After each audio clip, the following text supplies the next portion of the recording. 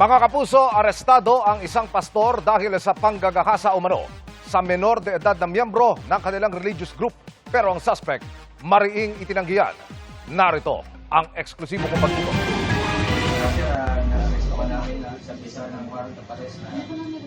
Sa bisa ng arrest warrant, dinakip ng mga pulis Pasig ang 39 anyos na si Alan, hindi niya tunay na pangalan, kaugnay sa kasong 12 counts ng statutory rape. Sa investigasyon ng Pasig Police, pastor si alias Alan at ang sinasabing pinagsamantalahan niya, isang menor de edad na babaeng miyembro ng music ministry ng religious group nila. Itong biktima na to ay choir ng kanilang sekta at tuwing Sabado, every after yung practice ng mga choir na to, ay doon nangyayari yung rape sa loob mismo ng kanilang simbahan. Ang tumayong complainant sa kaso, ama ng biktima, naka-church din ng suspect na pastor. Sa cellphone ng biktima, nakita doon na yung mga kanilang palitan na mga sweet and loving messages. Ate raw ng biktima ang nakadiskubre sa sikretong ito ng pastor at ng kanyang kapatid.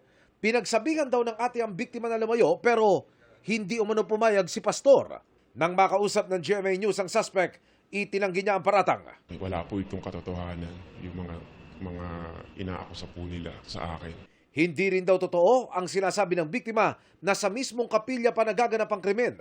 Yung isang pintuan po doon, diretso po yun sa palengke. Pwede po siyang sumigaw doon kung ano po talaga, kung totoo yung sinasabi niya. Marahil dahil naging close kami or magkailala kami, sa totoo lang po, mga sinasabi nila na hustisya na kanila pong hinahanap, hindi ko po alam kung bakit at kung saan, pero hindi po ito totoo. Paalala ng Pasig Police sa mga magulang. I-maintain natin yung open communication sa mga bata. Kapag sa ganun ay magkaroon sila ng confidence na magsabi sa kanilang mga magulang kung ano yung mga problema na nararanasan nila. Emil Sumangil, nakatutok, 24 oras. Lumabas na fit para iharap sa Sandigan Bayan bukas si Senador Rodante Marcoleta kasunod ng independent medical examination sa kanya ng Philippine General Hospital o PGH. Galing siya sa PNP General Hospital at inilabas mandang alas 11 ng umaga ng naka-wheelchair, bulletproof vest at posas bilang bahagi ng security protocol. Bantay sarado rin ng senador hanggang madala sa PGH. Sinamahan din si Marcoleta ng kanyang asawa. Iniutos ng Sandigan Bayan ang pagpapa-medical exam kay Marcoleta sa ibang pasilidad matapos i-confine sa PNP General Hospital dahil sa iba't ibang karamdaman gaya ng mild pneumonia. Maayos daw ang kalagayan ni Marcoleta base sa naging resulta ng medical exam nang tanungin ng hepe ng CIDG-NCR na si Colonel John Giagi ang pamunuan ng PGH. Hinihintay na lang nila ang written document at pwede nang iharap bukas sa Sandigan Bayan ng Senador. Iresto si Marcoleta nung nakaraang linggo dahil sa kasong plunder. Pasado alauna naman ng hapon nang ibalik sa Camp Crame ang senador. Iginiit ng abogado ng 18 nagpakilalang dating tauhan ni Zaldico na si Attorney Levi Baligod na mali ang address niya na ibinigay sa piskalya kaya hindi siya nabigyan ng pagkakataong sagutin ang kasong cyber libel laban sa kanya sa level na yan. Inihayag niya yan matapos siyang isyuhan ng warrant of arrest ng Makati Regional Trial Court para sa 2 count ng cyber libel na isinampa ni Agriculture Secretary Francisco Tiu Laurel Jr. noong Marso.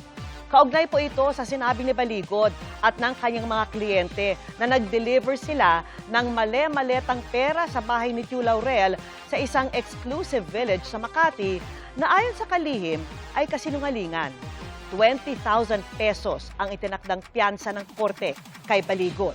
Sa isang post, sinabi ni Baligod na natanggap na niya ang arrest warrant. Pero giit niya, nakalusot ang kaso dahil sadya umanong mali ang kanyang address na ibinigay sa piskalya kaya't hindi umano siya nakatanggap ng subpoena at hindi rin nakapagsumite ng kontrasalaysay bago naiakyat sa korte ang kaso.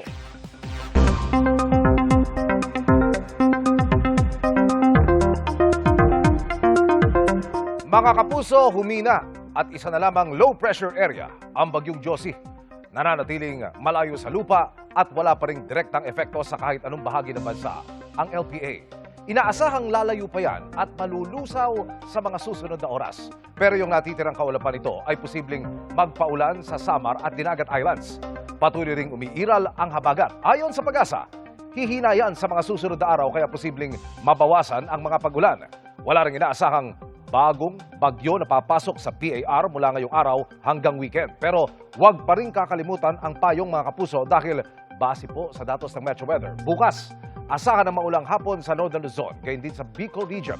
Sa Visayas naman, posible ring bumuhos ang hanggang katamtamang ulan sa hapon sa ilang bahagi ng Samar at Leyte provinces. Sa Bohol at ilang bahagi ng Negros Island Region, halos ganyan din ang inaasahang lagay ng panahon sa Mindanao. Posible po ang heavy to intense rain sa ilang lugar, kaya iba yung pag-iingat po. Sa Metro Manila, mababa ang tsansa ng ulan sa maghapon pero maging handa pa rin sa posibilidad ng mga localized thunderstorm. Humarap ang ilang dating senador at kongresista sa oral argument sa Korte Suprema kaugnay sa petisyong ideklarang labag sa saligang batas ang unprogrammed appropriations. Nakatutok si Maki Pulido. Isinagawa ang oral argument sa Korte Suprema kaugnay ng petisyong ideklarang labag sa saligang batas ang unprogrammed appropriations. Ito yung inilalagay sa national budget ng mga alokasyon na magagamit lamang kung merong sobrang pondo ang gobyerno. Dito umano kinuha ang pinangpondo sa mga maanumalyang flood control projects. Sa oral argument sa Korte Suprema, humarap si dating Senate President Franklin Drilon bilang amicus curiae o friend of the court. Giit ni Drilon, hindi labag sa saligang batas ang unprogrammed appropriation dahil binibigay ng konstitusyon ang power of the purse sa Kongreso.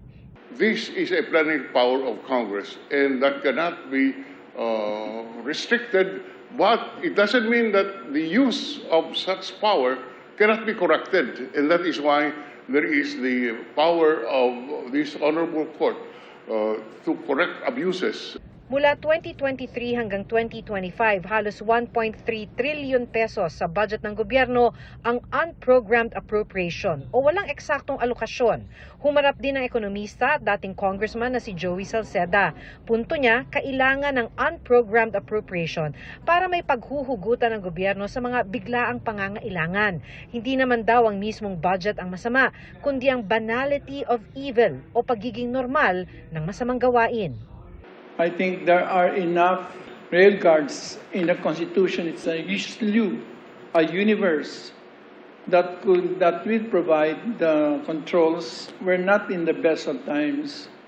We're trying as much as possible to grow the economy, to put in the general economic strategy in order to grow our revenues. We cannot rely on the organic kulang po.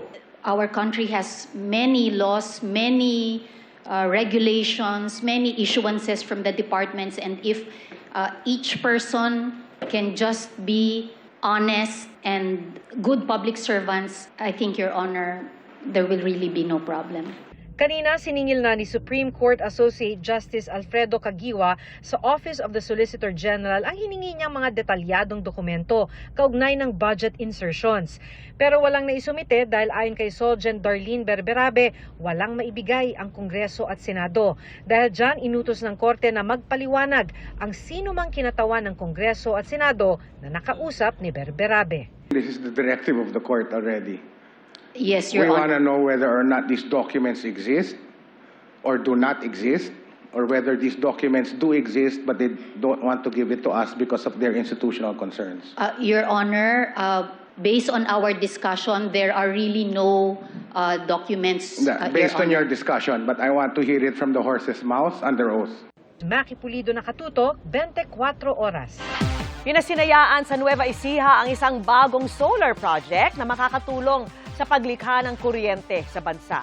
At kapag natapos, ito umano ang magiging pinakamalaking integrated solar and battery energy storage system sa buong mundo. Nakatutok si Darlene Kai. Coal pa rin ang pangunahing inaasahan ng Pilipinas sa paglikha ng kuryente. Para mabawasan yan, nais ng pamahalaang pataasin ng ngayon 25% lang na kontribusyon ng renewable energy sources sa kabuang power generation sa bansa. Kaugnay niyan, pinasinayan ni Pangulong Bongbong Marcos ang Phase 1 ng M-Terra Solar sa Gapan, Nueva Ecija. Ito raw ang pinakamalaking integrated solar and battery energy storage system sa mundo. It underscores the importance of diversifying our energy sources and how we must be committed to moving that mix in the direction to favor renewables. This M-Terra Solar project stands as one of the clearest expressions of that commitment. Ang kabuuang pasilidad na ito kaya raw gumawa ng 3,500 megawatts na solar power. Mapupunta raw yan sa Luzon grid at mapapakinabangan sa mga lugar na sineserbisyohan ng Meralco ayon sa Department of Energy. Pero bukod sa paggawa ng enerhiya, may kakayanan din daw itong mag-imbak ng 4,500 megawatt hours kaya may magagamit pa rin sa mga oras na walang sikat ng araw. We expect this project to energize more than 2.4 million Filipino households, while reducing carbon emissions by around 4.3 million metric tons a year. Over the next decade, the project is projected to generate nearly 23 billion pesos in financial benefits, while providing increased tax revenues and financial assistance to its host communities. Target ng pamahalaang iakyat sa 35% ang renewable energy sources sa bansa pagdating ng 2030. Kaya mula July 2022 hanggang May 2026, nakapagbigay ng DOE ng 605 renewable energy contracts. Basta marami kang supply, mas maraming magagamit yung mga tao, so mas stable siya. Eventually, ipupush niyang bumaba yung presyo din ng electricity. Magagamit na simula sa susunod na buwan ng M-Terra Solar Phase 1. Ang Phase 2 naman ay naasahang makumpleto sa susunod na taon. Darlene Kai, Nakatutok, 24 Oras.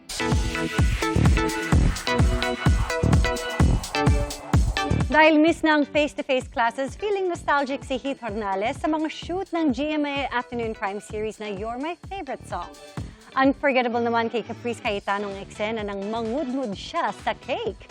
Ang iba pang must-watch sa next episodes ng serye, ichichika ni Athena Imperial.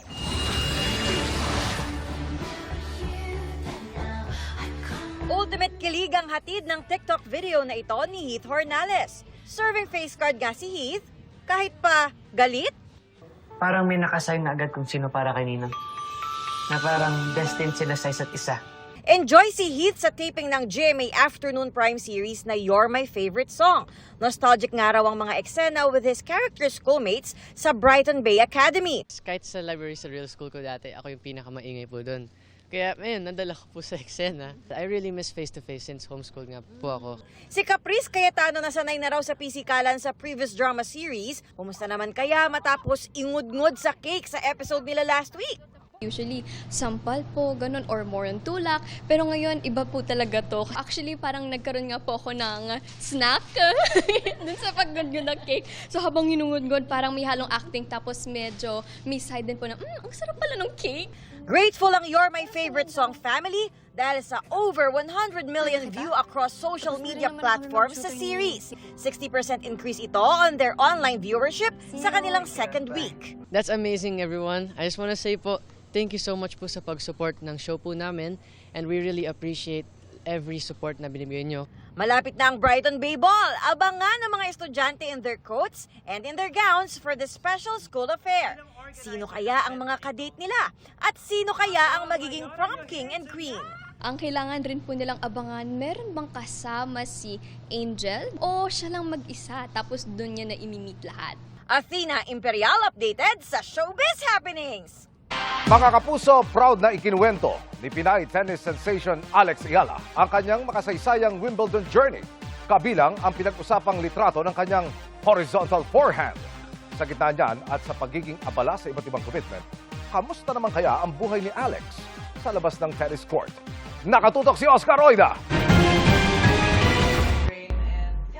One thing I've learned about myself is how to control my emotions and how I can dictate my emotions rather than let my emotions dictate me. Hanggang sa pagharap sa Philippine media, bit-bit ng Pinay tennis sensation ang maturity ipinamalas niya sa mundo matapos ang tennis grass season lalo sa Wimbledon. Ngayong taon ay pinatunayang kaya niyang ituloy ang magical run na sinimulan sa Miami Open noong 2025 nang dagdagan pa ang listahan ng mga top 10 players na kaya niyang talunin. Bunga niyan ang ngayon iconic horizontal forehand ni Ayala kung saan kahit nadapa ay pilit niyang inunat ang braso, pinalo ang bola at naipasok sa kabila ng net. And I'm so grateful because it was a hard shot to do, and when I saw the photo afterwards, wow, parang ginawa ko yun. At sa kabila ng sunod-sunod na tagumpay at lumalaking pangalan sa mundo ng tennis, nananatiling nakatuntong sa lupa ang 21 anyos na Filipina star. Para kay Alex, mas mahalagang kilala mo ang sarili mo kaysa malulong sa ingay ng kasikatan. It's not an easy life, I think. We definitely go through our hardships, and maybe a misconception, okay, that's popping into my head is that I've heard, I don't know if this is true, people say that tennis players can be self-centered. I don't think that's true. Sobrang tight ng schedule ni Alex, kaya ilan sa mga pinaka-na-miss niya ay ang pag-uwi sa bansa. I haven't had much time to catch up with my family or with my friends that I have from childhood. So that's something I should look into. But that being said, I'm super grateful for everything that I'm able to experience. And every time I come home, I'm very, very happy. At kagabi, nang ipaghanda siya ng reception sa Malacanang ni Pangulong Bongbong Marcos na aminadong big fan. We have found a new champion, a champion who has made the Philippines proud. We are all, 110 million of us, we are all here behind you, willing you on to greater success. I feel like all the hard work that I've done is seen. All the hours that aren't on TV are seen and validated and appreciated. So thank you so much.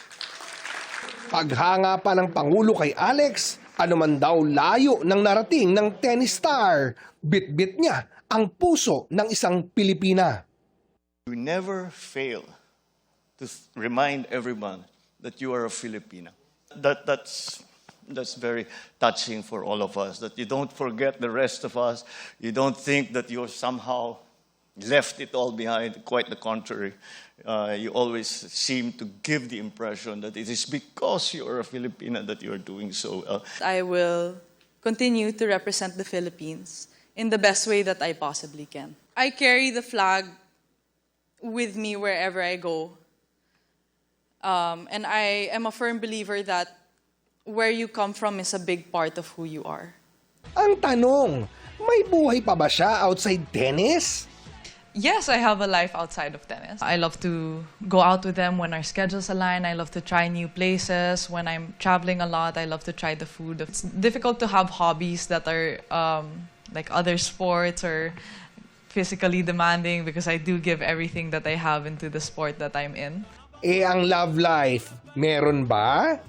I love my family. I love so much. I love my family. I love my job. I love my friends. I love myself. So there is so much love. Sa ngayon, naghahanda na muli si Alex sa iba't ibang sasabakang international tennis tournament, kabilang ang Asian Games. Oscar Oida, nakatutok, 24 oras.